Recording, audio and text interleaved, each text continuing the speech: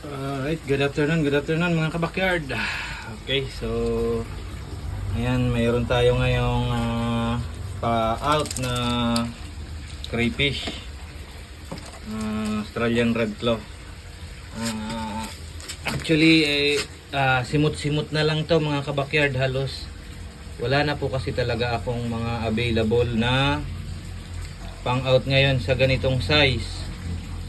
Kaya lang si customer is old customer po natin yan, and then magandang kausap naman, kaya talagang naghanap po talaga ako.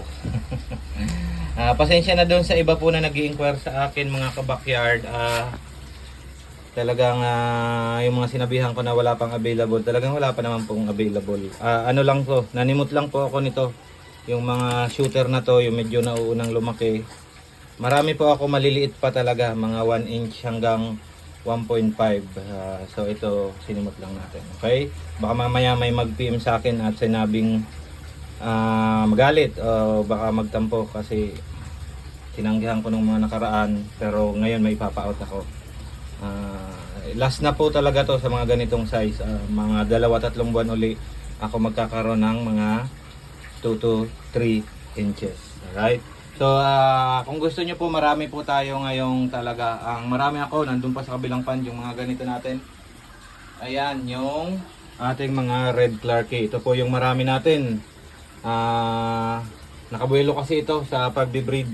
Tsaka hindi pa ganun karami ang naghahanap nito. Kaya dumadami talaga to. Pero sa Australian red claw po, pasensya na po talaga.